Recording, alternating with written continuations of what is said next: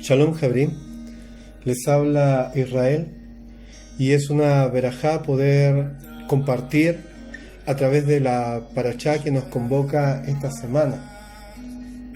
Estamos revisando la parashá Miketz al cabo y la verdad es que cuando tenemos que hablar o tenemos que compartir acerca de la vida de Yosef, es prácticamente imposible que nuestro corazón, que nuestra Neshama se llene de esa presencia del Ruach HaKodesh, dado que la vida de Yosef nos muestra tremendamente aspectos de la vida de Yeshua.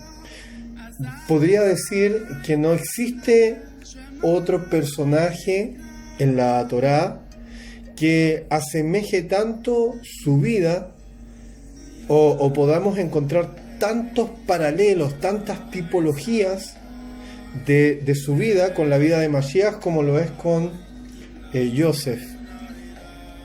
¿Y por qué esto nos emociona? ¿Por qué esto nos toca tanto en el interior?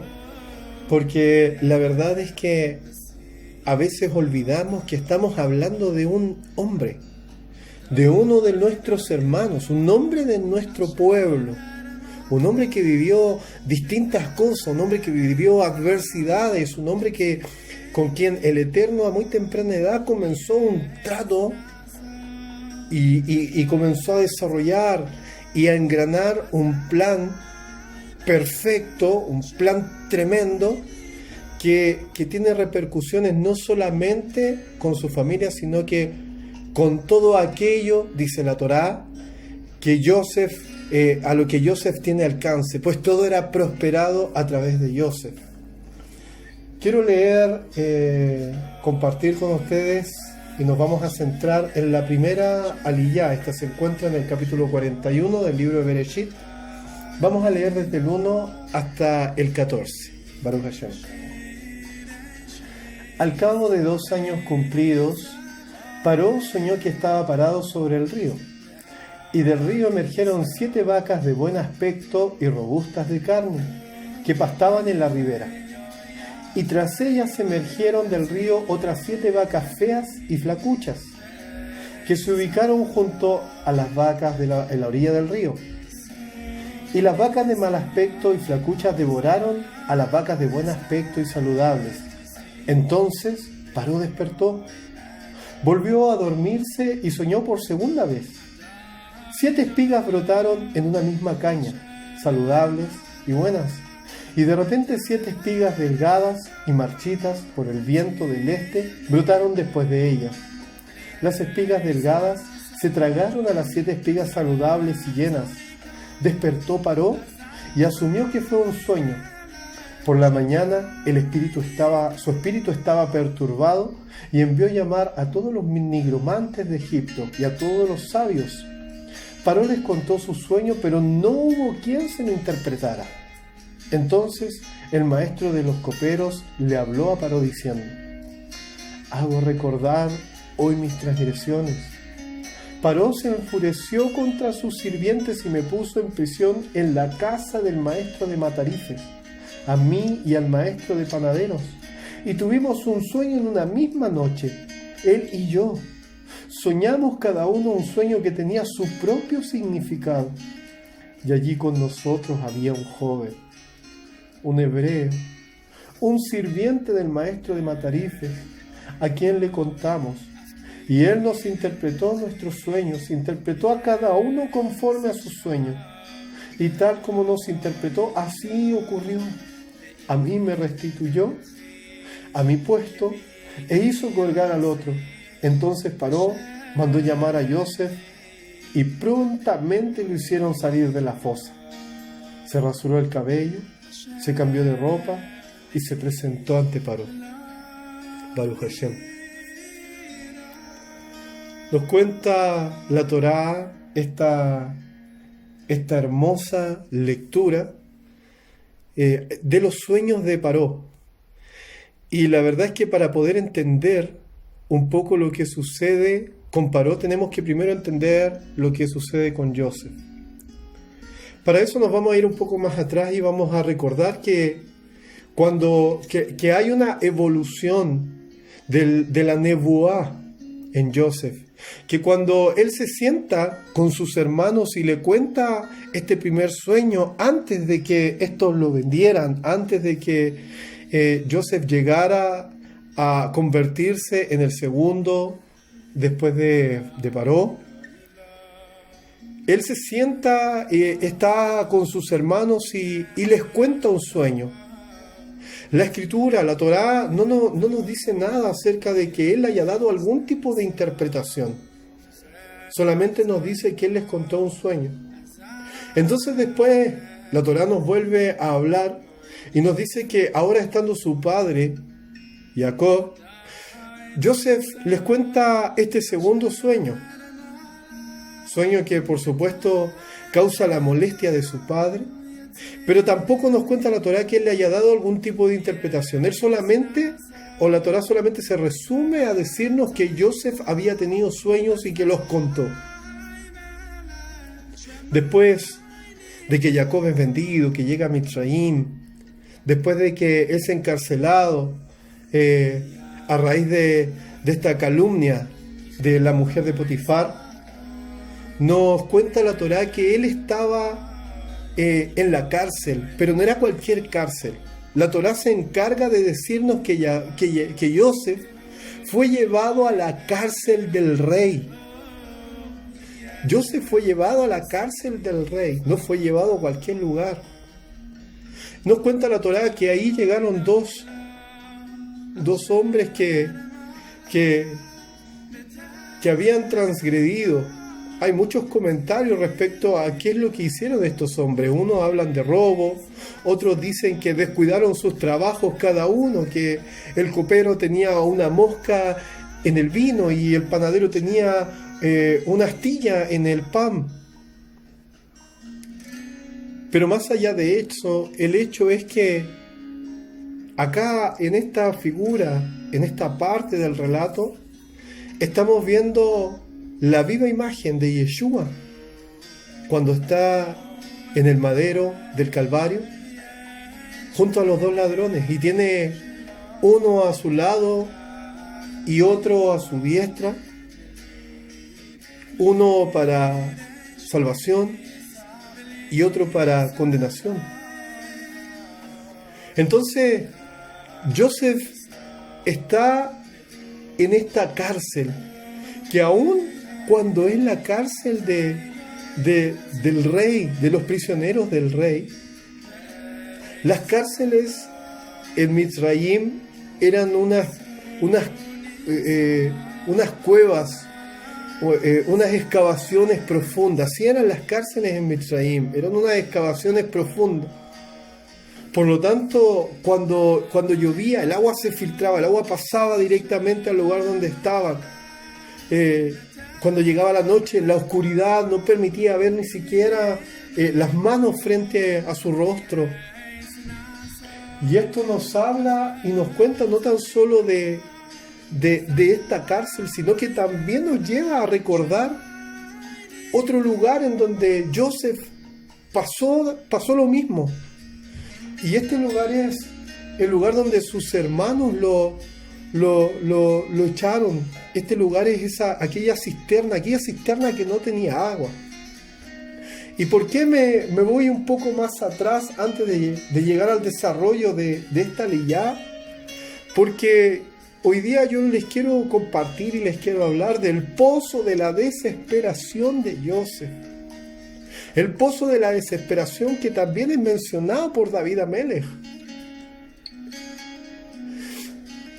El lugar donde la emuná de Joseph es puesta a prueba. El lugar donde Joseph sintió la soledad, sintió la traición de sus hermanos, el lugar donde él solamente esperaba la muerte. Y no conforme con haber estado Primero en esa cisterna de la cual no brotaba agua, no había agua, dice la Escritura. Y la Escritura se detiene en decir que aquella cisterna no tenía agua. Y luego la Torá nos cuenta que Joseph está en esta fosa, en esta cárcel, en este lugar donde hay presos, donde hay personas que están presas. Pero la Torá también nos cuenta a través de todo esto, de todo este relato, que todo lo que Joseph iba tocando, todo lo que Joseph podía tomar era prosperado. Primero, cuando llegó a la casa de Potifar, nos cuenta la Torá, y eso lo vimos, que no solo la casa de Potifar era la que veía la prosperidad, sino todo el campo que había afuera también era alcanzado por esta prosperidad a través de Joseph. Después nos cuenta la Torá que cuando llegó a la cárcel, el carcelero vio que Elohim estaba con Joseph y le entregó las llaves de la cárcel. Le entregó las llaves de la cárcel. Joseph tenía el poder de dar libertad dentro de la cárcel del rey. Joseph tenía el poder de sacar las llaves y decir: tú eres libre. Toda autoridad había sido dejada sobre Joseph.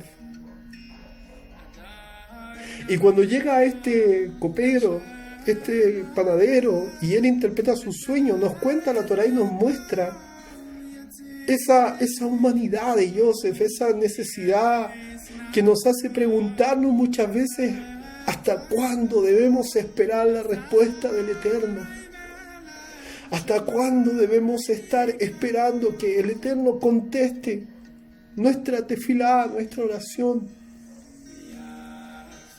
Y dice la Torá que cuando el copero sale, él le dice: oye, por favor, cuando estés delante de Paró, acuérdate de mí, háblales de mí. Y los comentarios dicen que en este momento Joseph estaba atribulado, estaba cansado, que en este momento Joseph había puesto su confianza en un hombre. Y es que ya habían pasado muchos años.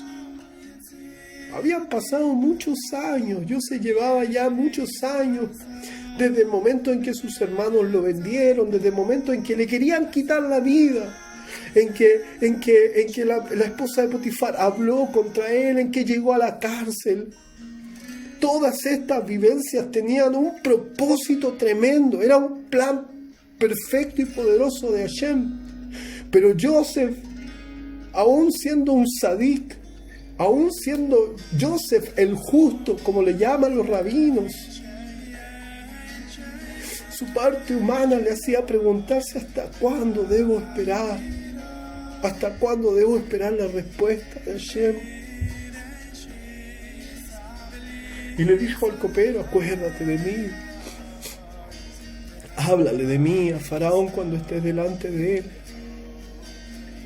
Muchas veces nosotros esperamos, estamos en esa situación de entrar en el pozo, de salir de él, de empezar a prosperar y nuevamente caer en el pozo, y nuevamente empezar a levantar nuestra vida y nuevamente.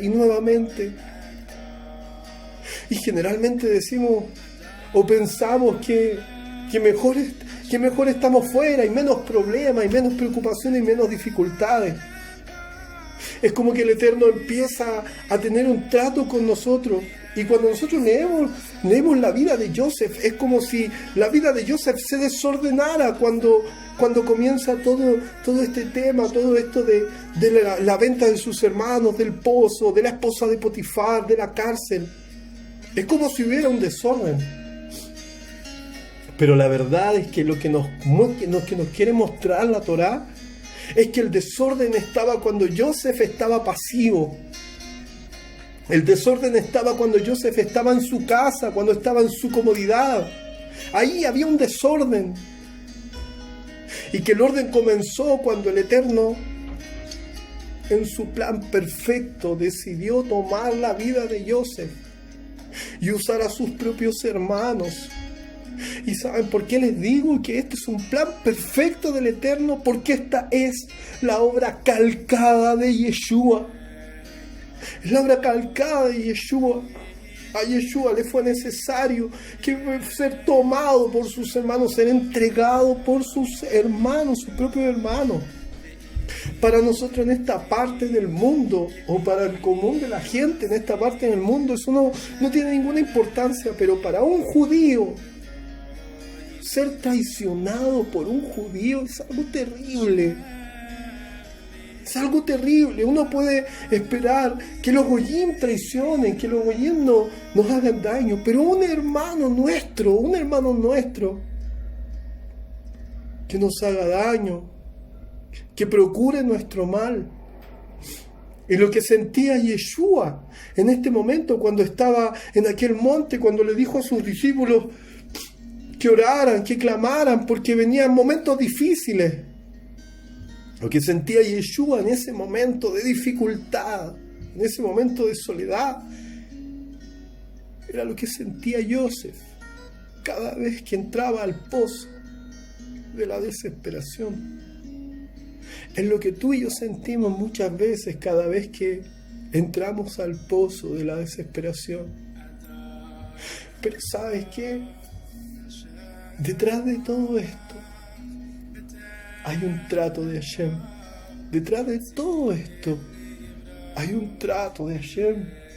Esto no es que Hashem esté enviando males a tu vida. Esto es que el Eterno está ordenando tu vida porque algo poderoso, algo grandioso, algo enorme tiene preparado para ti. Y no te quepa la menor duda que va a llegar el momento en que el Eterno le va a dar los sueños a Paró. Y Paró va a preguntar y va a buscar, va a preguntar, ¿quién me puede ayudar? ¿Quién me puede interpretar estos sueños? ¿Quién me puede decir qué significa esto? Y no va a haber ninguno. No va a haber ninguno. Porque esa tarea está destinada para ti. Está destinada para que tú crezcas, está destinada para que tú te eleves, está destinada para que el Eterno pueda cumplir en ti el propósito que tiene en tu vida. ¿Hasta dónde podemos esperar la respuesta del Eterno? Hasta que Él responda. Hasta que Él responda. Y si viene una situación difícil, Baruch Hashem. Y si nos levantamos, Baruch Hashem. Y si volvemos a una situación difícil, Baruch Hashem de nuevo.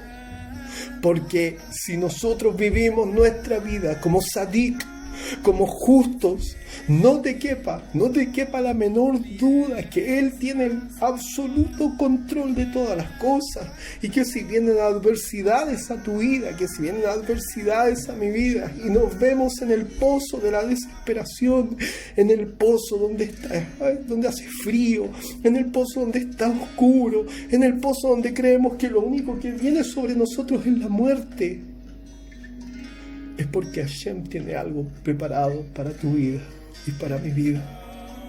Es porque hay un propósito poderoso, tremendo. Llegó el momento en que Paró tuvo sus sueños. Llegó el momento en que Paró necesitó que él interpretara aquellos sueños. Y todos los sabios y todos los entendidos que tenía a su alrededor, ninguno pudo. Pero alguien se acordó de Joseph. De eso nos habla también, de nuestra vida cumpliendo la Torá, de nuestra vida cumpliendo preceptos. La vida, el círculo de la vida da muchas vueltas. Hoy día estamos en un lugar con una persona, ayudándola, y después el círculo de la vida da su vuelta y nos podemos encontrar en ese mismo lugar, pero aquel al que ayudamos ahora no se está ayudando. Eso habla de eso. La Torá nos enseña de cumplir preceptos, de cumplir preceptos de amor a través de esto, a través de la Torá, porque va a llegar el momento en que Paró tendrá sus sueños y te mandarán a llamar a ti, o me mandarán a llamar a mí, y nos presentaremos delante de Faraón.